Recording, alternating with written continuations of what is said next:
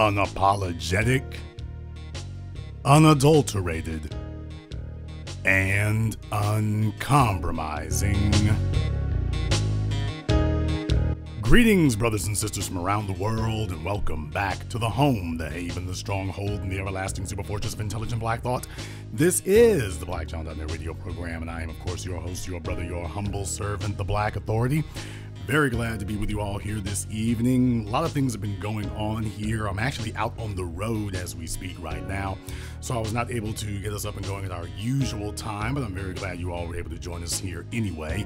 A lot of things have been going on. I am currently in preparations, setting some things down for a new project, which is not really a new project. It's actually just going on with something else that I've been doing here as well. Maybe if the future permits, I will be able to start discussing that in the future here. But in the meantime, just know that I'm out on the road.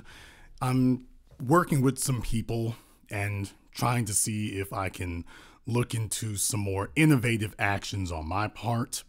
So as those details become available and as I'm able to do that, well, you know me, I'm not really good about dropping a bunch of details. I show people, I don't tell them. So just be aware, I am out here on the road. I'm bringing comfort to the afflicted and affliction to the comfortable, and working on getting more and more things done. Race War on DVD is on sale now. I've also been working on getting those signed so everyone gets their perks for those. If your address has changed or whatever, don't worry, we will be keeping up with that as well. So just be aware that we are on top of that also. If you haven't been to our website, blackchannelfilms.com, that's blackchannelfilms.com, you definitely want to go there and get your copy of it. It's available for streaming. And of course, see all of our DVD work as well. These are the important things. In addition to that, I would like to say that I think that things have gone pretty well, and I certainly do believe that this has been a year that's made a difference. What I would like to talk to you about is discipline. Black society has become a place where discipline is sorely lacking.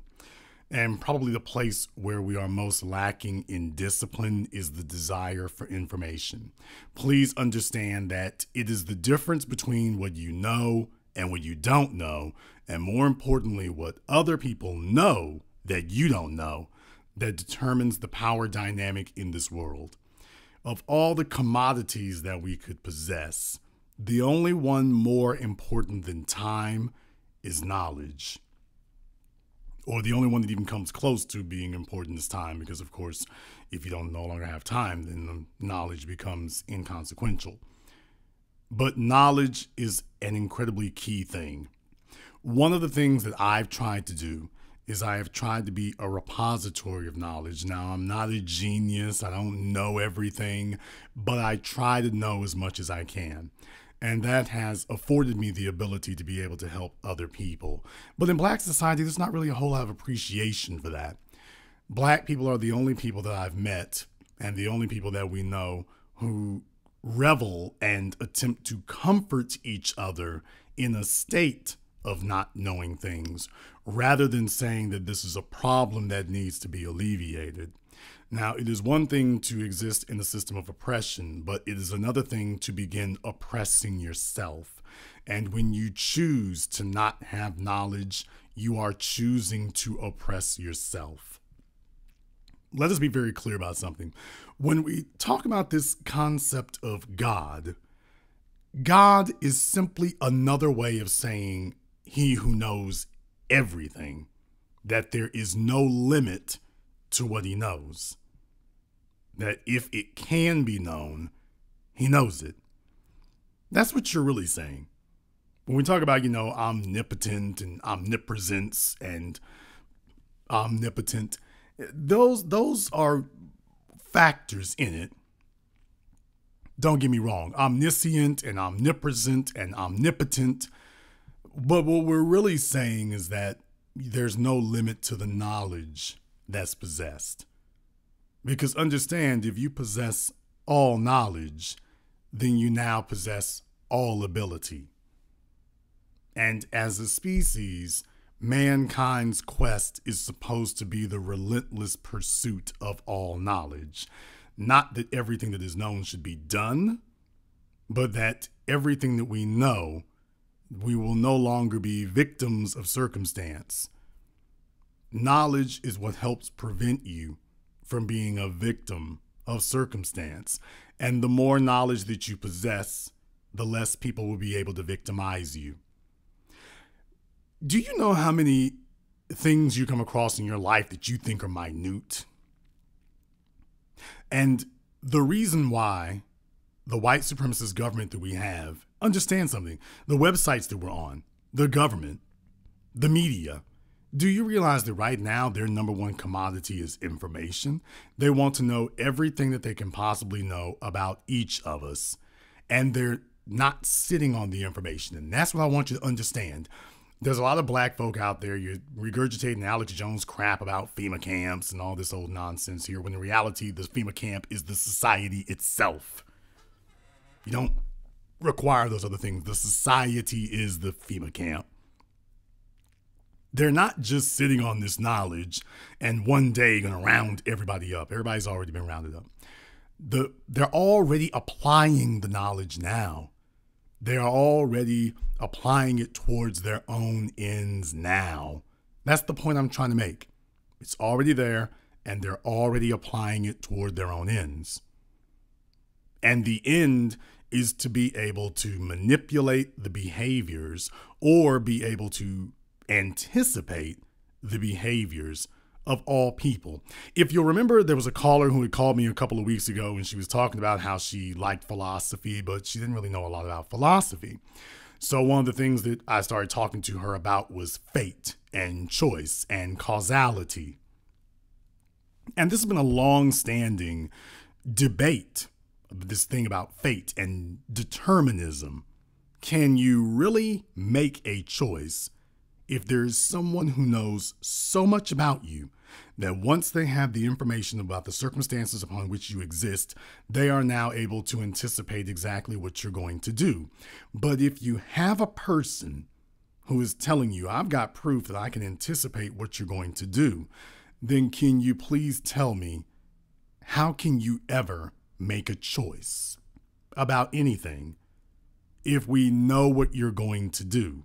Are you truly choosing, or are you simply responding to different stimuli? That's the question. Are you truly making a choice, or are you simply responding? The more information about you that I have, the more I can begin to escape from unpredictable avenues of your behavior and eventually maneuver you into a position where your behavior is predictable. It is routine. I can anticipate it, I can get in front of it, and I can either trap you or guide you or limit you or push you. I can do that whichever I choose. Anticipating people's behaviors. How do you think everybody's ended up with a smartphone today? They pushed you towards a certain behavior. How do you think you ended up watching TV? How do you think you ended up wearing the shoes that you have or not wearing them? That's right. Even the things that you don't do. How do you figure that you ended up there? Think it was happenstance? Chance? Or is it because you exist in a society that you are constantly being bombarded with stimuli, which is going to force you to respond in a certain way, and that they've anticipated how you will respond? Many of you will respond one way, others of you will respond another way, but there's a very limited number of ways in which most people are going to respond. And that's the system and the society that we live in today, and the circumstances under which you exist. I posit to you that there is only one way to escape that type of control. You have got to have more knowledge than the people attempting to manipulate you have about you. You've got to have more knowledge on them and more knowledge about yourself than they do. And at that point, you'll be able to analyze your own behavior, recognize and identify aberrant behaviors or the need for an aberrant behavior. You'll be able to do that. Most people are unable to overcome their circumstances because most people do not know themselves. They have no clue who they are. They are just a drone. They just exist. They're just a cog in the machine. They do not have self-determinism. They don't actually make any choices. They spend their day, much like dogs, marsupials, or other animals, simply responding to different stimuli. And let's be very clear, this society loves people who are reduced to the level of dogs, simply responding to stimuli. You buy the soap, you buy the cell phone, you buy the shoes, you're happy consumers, you're not in revolt, you're not threatening the establishment, you're going along to get along. You're more concerned about the newest iPhone than you are about your civil liberties or lack thereof. They got you right where they want you. You're unaware of what's happening, and most of all, not just unaware, unconcerned. Welcome to the machine. So as a people, do you understand that in a lot of ways you choose your own oppression in that regard? That's what has to be different. That's what I hope that I have encouraged people to do differently. That you can be the smartest person in the room. And the benefit of being the smartest person in the room is not being a smart ass who sits up here and tells people about what they don't know, but being an individual who is able to increase the power of the people in the room by expanding the amount of knowledge that they possess. Now, I want to remind you of what was posted at the beginning of one of the Mortal Kombat video games, that there is no knowledge that is not power. But if we as a people truly believe that, then we would be relentlessly possessing all power, and that includes in the monetary system, the financial system, the media system, the education system. We would be pursuing it all. If these were things that we were serious about, we would be possessing all of the knowledge in those areas. It is impossible for you to claim that someone else is behaving unfairly if you have refused to endeavor to know more than them. Are they truly behaving unfairly, or are they exercising power over you? That's the difference that we need to understand. They're exercising power over you if you are refusing to act. And in many cases, we are just simply refusing to act, and then we're crying foul at other people who are not refusing to act. When I sat down and decided, or should I say when I got up and decided I was going to do my documentary work, it was because no one else was doing what I was doing. But I didn't sit around and wait around for Paramount or somebody else to call me, and because it's a good idea. I said I'm going to get up and do it from here and do the very best that I can. And over time, there has been an evolution of that. And each of you who has supported our work, you've been a part of that, and I thank you very much for it. And I've tried to show that I am grateful for it by demonstrating that we can do even more. That's what I've tried to do. But understand, this is all about the accumulation of knowledge at this point. The accumulation of knowledge and then the application of it. But we have to be careful about that, because you cannot make the accumulation of knowledge an activity for the sake of the accumulation of knowledge, which is what happens in Black society. We've turned everything into a coping mechanism. So we don't aggregate knowledge for the purposes of executing it and acting on it. We aggregate knowledge for the purposes of aggregating knowledge. We collect it for the purposes of collecting it. And we keep doing it for the purposes of doing it. But we're not actually applying it. So we just sit around and debate and discuss, but without any goal of applying it. Now, this is what makes the Black channel different, and this is what makes what I do different. What makes what I do different is that I am not concerned about simply sitting around discussing things. Now, there would be other ignorant individuals who do that. Here at the Black Channel, I discuss applying it. Now, there's the critical key difference. When people contact me about a CDL, do you think I should go to truck driving school? Do you think I should go to carpentry school? I give them knowledge and then I tell them how they can apply it, put it into action, put it to work so that it begins to have a physical effect on the environment around you. That's the difference. We don't get together to here to just discuss things. When I talk about socioeconomic dynamics in male-female relationships, it's not simply to talk about it. It's to talk about what you can do. This is knowledge and this is how you can apply it to make a real concrete effect in the real world. But more than that, you should be unhappy and unsatisfied if you are not having an effect in the real world. You shouldn't be happy and you shouldn't be satisfied with that. That should be a situation that you simply will not tolerate. You should never tolerate a situation where the rest of the world is acting upon you and you are unable to act upon it. You simply cannot accept that because by definition, you have now lost your humanity. An organism that can be acted upon but cannot act out on its own is called a rock. It's called a stump. No, it's not called a stump because a stump might actually grow a tree at some point. But definitely a rock. It can lay there. It can get kicked around. It can get run over. But it cannot change the environment. It cannot actively change the environment around it. A tree can at least soak up carbon dioxide. But an organism that can be acted upon but cannot act out is a rock. And many of you are two-legged rocks, walking from one place to another, driving from one place to another, but no real point to your existence because you are not actively changing the environment around you to benefit yourself. But you're watching other people change it. You're watching other people act upon you. But you are not acting in your own interests.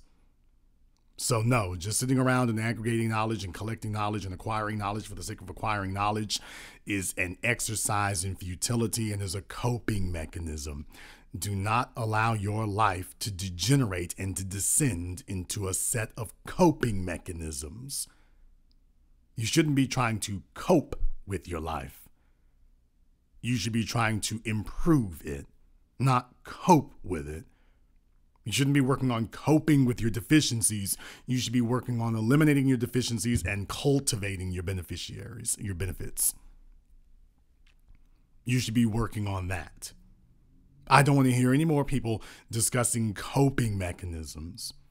Most Black people are scared to death and are afraid of the world around them, which is why most of our conversations degenerate into various people discussing their various coping mechanisms, which ultimately end up in I'm not doing anything.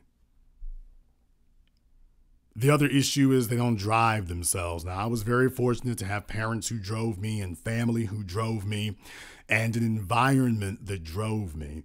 I don't look at the world as a set of obstacles. I look at the world as a set of equations that I am capable of solving. I truly believe that the world is a set of equations that can be solved. I look at the world that way. I don't look at an obstacle as, well, here's a stone trap door and you can't do anything but look at it. If I do spot an obstacle, then I'm going to take a look at it and I'm going to say, this is what I can do about it. This is what I'm going to do about it. I'm going to get to work devising how I am going to exert my power and control over it, not the other way around. You will not limit me. I will remove you. This is the way I look at the world. Now, most of you right now are listening to me right now and shaking your hands. Man, it ain't that easy. I didn't say anything about it being easy. I'm talking about power. I didn't say anything about easy. And furthermore, we're not here to discuss you being scared of something because it's, quote, not easy. If the only things in this world that you are willing to do are the things that are easy, guess what? You are a rock, my friend. You're a pebble. You're not even a pet rock. Life is not about avoiding the difficult. Life is about cultivating the power so that anything you encounter, simple or difficult, you are equipped to handle it. Everything's not supposed to be easy, but everything is supposed to be manageable. But I didn't say everything is or is going to be or is supposed to be easy. It is not. But you have to have faith in yourself. And as I was saying at the beginning here, most black people don't have faith in themselves. They really don't. They don't truly have faith in themselves to finish a task. They don't have faith in themselves to elevate. They don't have faith in themselves to lead. They have faith in themselves to follow, take instructions, wait for somebody else, and they tell themselves this will keep them safe and secure. It also keeps you under control. If you are unwilling to cultivate a life where you control it, then by definition, you are going to be bounced around by other people. That's where you're going to end up. And if there is one lesson that we take out of 2018, I want it to be that one. Stop allowing the events to drive you. You start driving the events. It may not always turn out the way you had intended, but believe me, I shouldn't say believe me, I mean the numbers speak for themselves. The people who exert the most control in this world are the people who most push the events, not the people who wait for the events to push them or wait for opportunities to show up. Now, that doesn't mean that you will not have to exercise patience in this world, but the patience that you exercise should be a result of the work you've done. The patience that you exercise should be a result of the plan you have. That the patience and your waiting is a part of your plan. Not that you're patient and waiting for things to change, but that you have put events into motion and you are waiting for the events you put into motion to change your circumstances. You're not just waiting for circumstances to spontaneously change for you, which is what most of us do. Most black people are sitting around waiting for the circumstances to change for them, waiting for something to just spontaneously alter in their favor. And that's not the way it happens. These are difficult things because many of you, your parents bred this into you. Many of you, your parents were simple. Many of you, your parents were unambitious. Many of you, your parents were broken. A lot of you gravitate to me because I was the first male authority figure who sat there and said something to you that you knew in your heart was true because you realized that you were more motivated than your mom and your dad were. And you just couldn't figure out how this could be, or you were trying to reconcile it and you were afraid to say the simple truth. But the simple truth of the matter is, for many of you, your parents were and are broken. They're broken people. They're unambitious, and because of that, they are unwilling and thus incapable of driving you. Your parents are incapable of creating excellence in you. Because after all, how can someone who has failed to excel create excellence? Now, don't worry if the Hotep weed smoking, bath salt sniffing crowd shows up and tries to tell you, well, you can have a mediocre parent produce an excellent child. That's not the way it works. If your parents are not driven by excellence, they will be unable to create a child who is driven by excellence. Thus, the child will become an adult, not driven by excellence or to excellence. And so it goes, it goes, it goes. I want you to drive yourselves. I try to drive myself, but I've got people around me who drive me and push me. I'm very fortunate in that regard. I've got some people around me who are relentless, and that's okay because I'm relentless with them. But be driven. Do not accept limits. Don't accept them for a moment. And do not settle. As black people, we tend to settle. Not tend to. We've made a culture of settling. You've made a culture of giving up. That if somebody is not going to just hand it to you and make it easy, you don't believe you have what it takes to make it, and you are easily broken. If the only time you move for something is when someone gives it to you, then you're broken. You're destroyed. You're already broken. You are already destroyed. There's no need for them to fight you anymore. You're already broken. You don't fight for anything. You don't possess the ability to struggle against anything. You're not fighting nothing. You're not. This is why we have all of these weak clans around black society. Almost these families are weak because they are made up of and composed of broken individuals. No one is striving for excellence except to who can have the most weave and who can have the most skinny jeans. And by the way, weave is a coping mechanism. Skinny jeans are a coping mechanism. Sagging is a coping mechanism. Tattoos are a coping mechanism. Weed is a coping mechanism. Sex, where black folk abuse sex and have turned it into a coping mechanism. All of these things, and that if you would cultivate excellence, you would no longer require these coping mechanisms that you're hiding under like a roach under a stove or a refrigerator. When you cultivate excellence in yourself, you no longer need to rely on coping mechanisms because you are able to rely on yourself, because you trust yourself to be able to change the environment around you and to change the circumstances around you. I did not say it was going to be easy. Excellence is not easy. That's why it's called excellence. Duh. We call it excellence because it is not easy. It's not supposed to be easy. It is supposed to be great.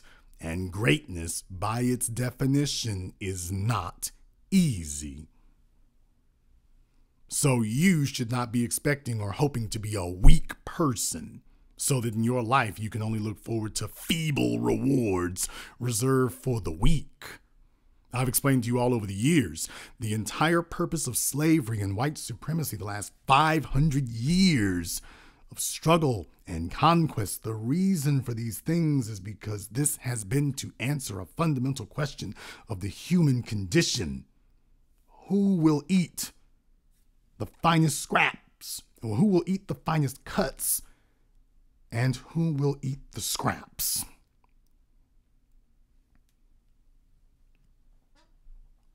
For the last half a millennium, white society, Europeans, have been answering that question. They set up the system of slavery and white supremacy and its oppression because they wanted to answer that question. Who will eat the finest cuts? Who will have the best? And who will eat the scraps and live on their bellies? And the answer that they came up with was, we will. I'm talking about themselves. White society said, we will eat the best. We will eat the finest cuts. We will eat the most delectable delights. We will live the best life. And the Negroes will eat the scraps if there are any scraps left over. For the most part, they'll starve, though. They'll be hungry. For the most part. But they will eat scraps if there are scraps to be given. Other than that, nope. So they've answered that question. For the last 500 years, they've answered that question.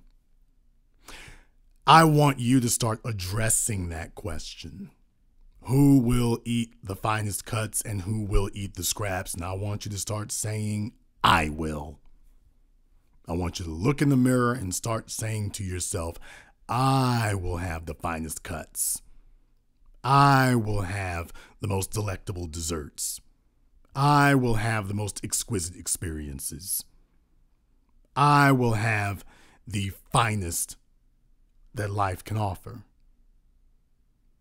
And I am going to do every bit of work, A, necessary, B, possible to ensure that that occurs.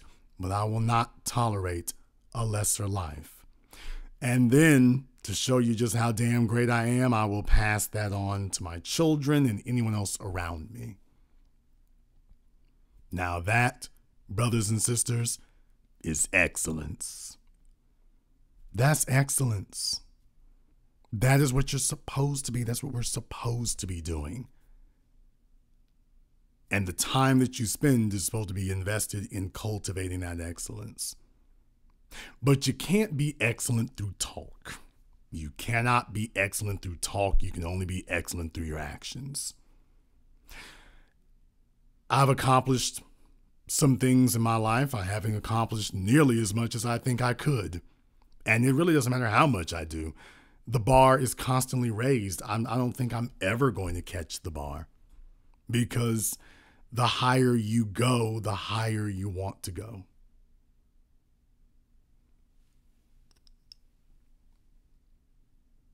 The higher you go, the higher you want to get.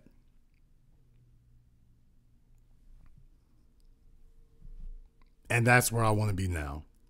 The higher I go, the higher I want to get. So it's your choice where you want to be.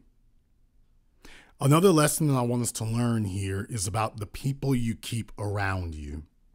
The people that you keep around you are either going to make you a better person, or they are going to keep you the person you are, or worse, turn you into less of a person than you already are. Misery loves company, and failure lives off of a crowd. Be aware of that. Here's the problem. Nobody is going to walk up to you and say, hey, I'm a failure, let's hang out. Nobody's going to do that. Therefore, it will be your responsibility to actually have a standard by which you judge the people around you, so that you can say whether or not they are worth keeping. You got to do that. Not me. Not your parents. You have to have a standard for you. Because even if your parents do tell you, and this isn't letting your parents off the hook, they're supposed to give you a definition of excellence, but they're not going to be there every day to be able to drive you even higher. You're going to be encountering your life's experiences, and you got to keep that as your rule, that, okay, I got to figure out how to drive this higher.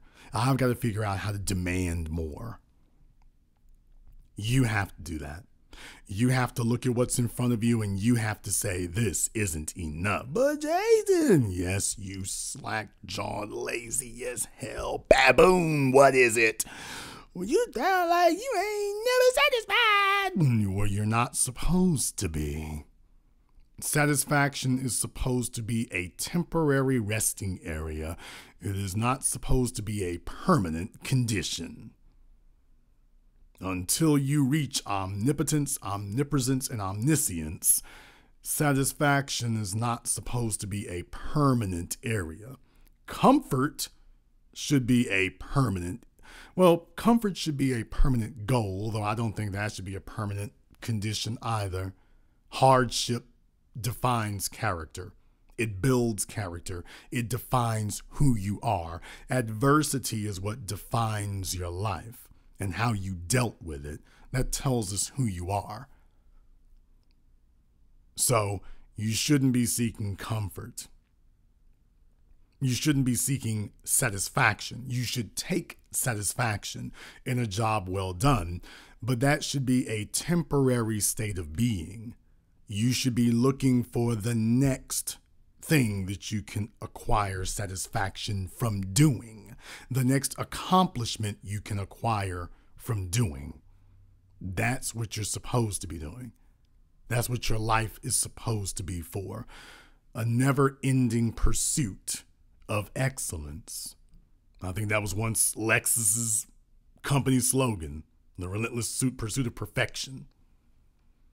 Perfection is a concept like infinity. Perfection is also, unfortunately, perfection is also subjective in a lot of ways. So, by definition, because it is subjective, it is also eternal. What is perfect, even if you achieve perfection, what is perfect today may not be perfect tomorrow. Now, of course, by that definition, you could say, well, hell, that's flawed. That's what I meant. Perfection is an interpretation in a lot of ways. And you have to determine for yourself whether or not you are willing to accept your life where it is. And I am tired of a society where we do not insist on excellence. I want to see a bunch of little kids walk around with briefcases. I want to see a bunch of little kids walking around with slide rulers. I want to hear them having headache-inducing discussions about algebra and trigonometry on their school bus.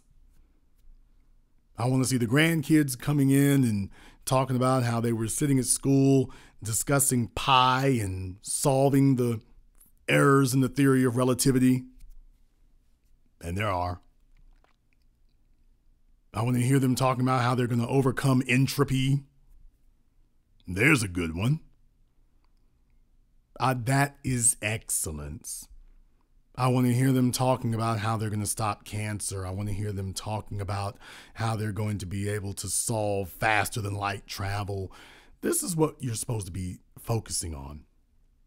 This is what a life of excellence leads you to. But you can't focus on that if your basic needs are not taken care of. If you're hungry, if you're ill-clothed, if you are in a state of struggle for the basic necessities of survival, then you cannot achieve excellence. And if you've set up a number of coping mechanisms through which you give yourself a pass because of your condition of struggling to survive, then guess what? You will fail to A, struggle to survive, and B, you'll never reach excellence. Because you set the obstacle up in front of yourself. This is oppressing yourself. Do not be afraid of hardship. Do not be afraid of struggle. Do not be afraid of it. Bask in it. Search for it. Look for it for what it is. It is the dragon that you are going to slay. You don't have to be a professional boxer to have the fight of the century. Do you realize that? You don't have to be a professional boxer to have the fight of the century. You don't have to be Floyd Mayweather. You don't have to be Tyson. You don't have to be Muhammad Ali. You can be you. You can just be you. And you can set a goal. Set a goal that you don't believe in. Not a huge one that's world changing, just one relative to where you are. Let me give you a simple goal right now for each of you. I want to give you all a simple goal. Just a very simple goal. I want you to make the goal that you are going to pursue doubling your income in the next 12 months. Whatever your income is right now, I want you to make a goal to yourself that you're going to double that within the next 12 calendar months. I don't care how you do it, as long as you don't go knock over a bank or a liquor store. Don't do that. But that you are going to graft yourself into a different type of person. You're going to cultivate yourself into a different type of person. You're going to evolve, and that your goal is in the next 12 calendar months, I am going to double my income. If I made 40 this year, my goal is to make 80. That's the fight of the century. You're going to spend the next few months training, and then you're going to get out there and execute. And your goal should be to double your income within 12 months. After you've done that, you can see about challenge yourself to double your income again. Take a look at what you just did there. You just went from Frazier to Foreman. Take a look at how that goes. You just went from Pacquiao to Conor McGregor. Okay, I know in reality you get the idea. I know that's not really progression of difficulty. I get it, but take a look at how that went. You can keep challenging yourself and keep inviting the fight of the century. There's always a new champion to knock off because these are the obstacles that are supposed to be in your way. And you're here to show them that you are the unstoppable force. Now, of course, I know the proper saying of that is supposed to be the irresistible force meets an immovable object. But I like an unstoppable force better.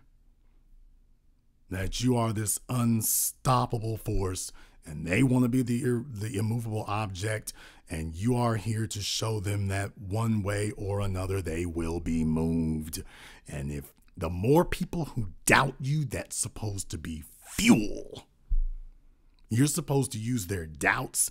I mean, like, for example, when you make an atomic bomb, when they make the uranium core for it, it's supposed to be perfectly spherical.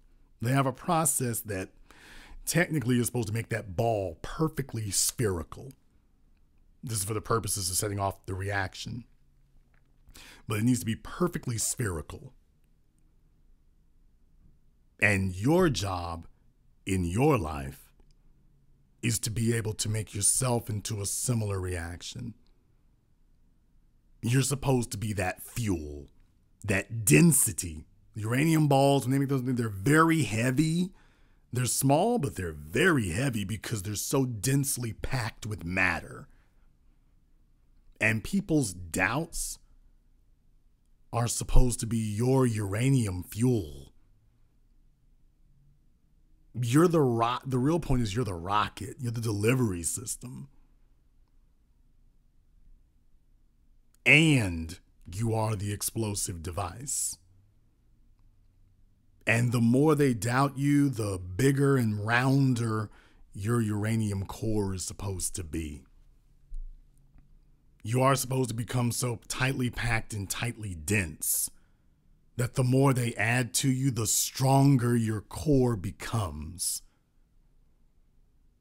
That in effect, it becomes like trying to drown an ocean.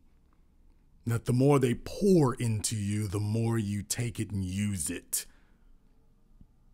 They're trying to drown you, and all they're really doing is helping you create a tidal wave.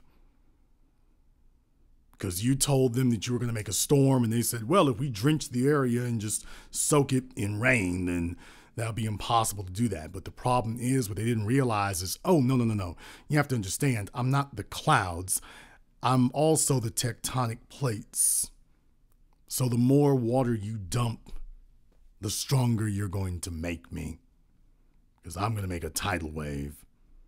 You might be able to get away from a hurricane, but you will not be able to get away from a 500-foot tall wall of water. And the more you keep coming here, the more you keep dumping, the more you keep trying to impede me, the stronger I will be. The stronger the effect of what I'm going to do will be. Every day is the fight of the century. Your life is a tidal bout.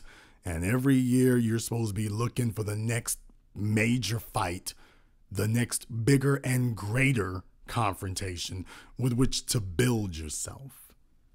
You're not supposed to be using coping mechanisms to duck and dodge opponents. That's not what you're supposed to be doing. A lot of you have been raised by weak Negroes and weak women who have taught you to sit up here and dodge problems. That's not what you're supposed to do. You're the champ. You're supposed to be taking on all comers. This is a fight that will not be won with your fists, so that's good. It's egalitarian. It will be won with your mind and with your heart and with your will and with your determination and with your discipline.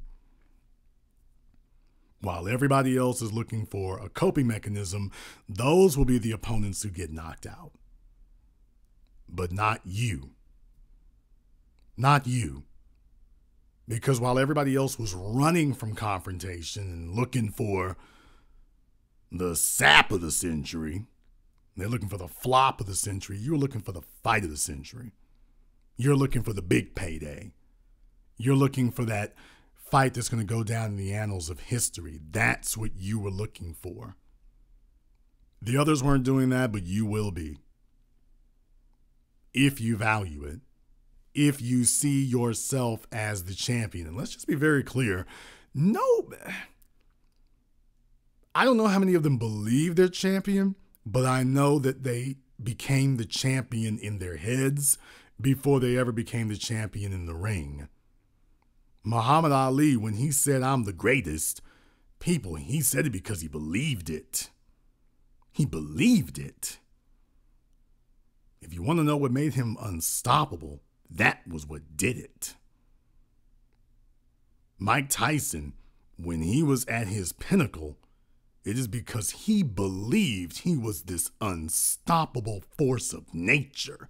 And when he walked in that ring, he proved it.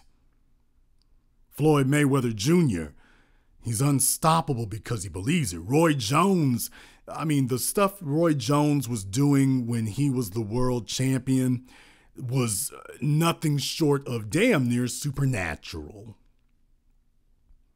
If you go and take a look at the fights he had, what he was doing was damn near supernatural. And he even made a song about it when he put out his rap album. Everybody was doing that in the 90s. But when he put out his rap album, he had a song on it. It's actually one of my favorites, Mr. Unstoppable.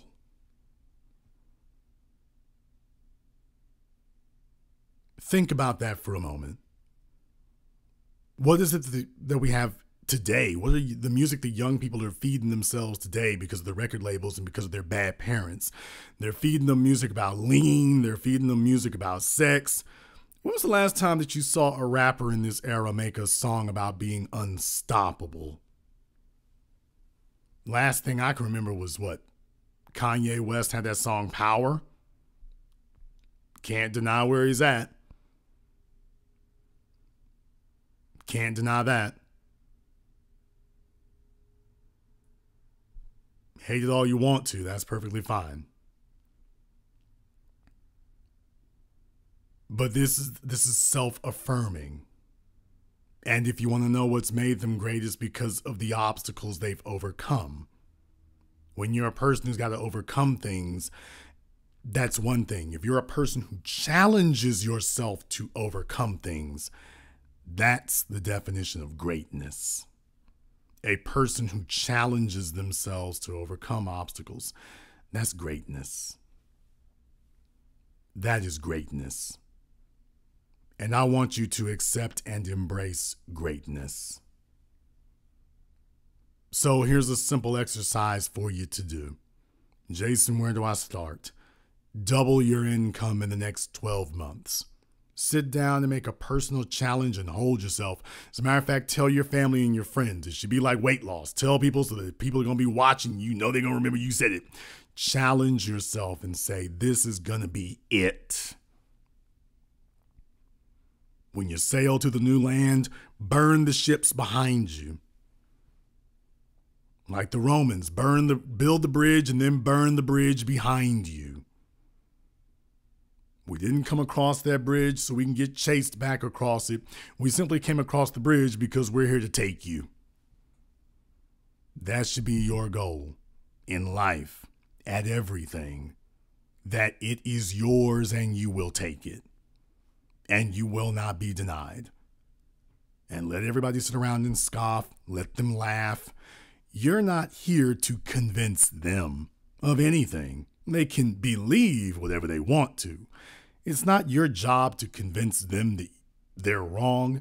It is your job to show the world that you're right. But you won't tell them you're right. You're going to get up and show them. And you're going to show them by gleefully confronting obstacles that break the rest of them. You're going to show them by happily taking on challenges that break other people. You're going to show them by showing when everybody else is broken down and is crying for their mamas or is retreating that you've found a way, or if you could not find a way, you've made a way. This goes back to the quality of people that you have around you also. You need to have people around you who are good at finding answers. That's one of the things that I value most, is having people around me who have answers. I want people who have answers and can help me get answers. When you make your social circle cultivated with people who have answers, when you make your social circle filled with and composed of people who do not stop until they have solved the equation, then your life will get better.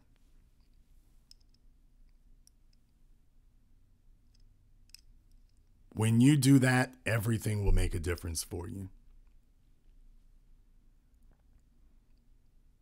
But you've got to be willing to start with you, because the people around you are going to take your lead in how they treat you.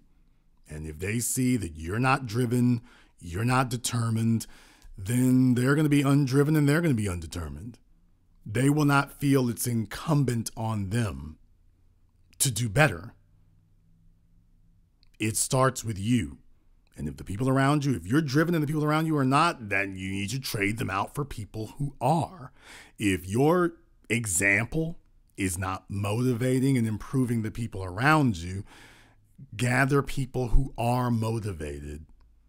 Gather people who appreciate that. Gather people who are going to be pushed, and those are going to be the people who are in turn going to push you. Gather people around you who are unbreakable, because they will help you to remember how to be unbreakable. Gather people around you who are unbreakable.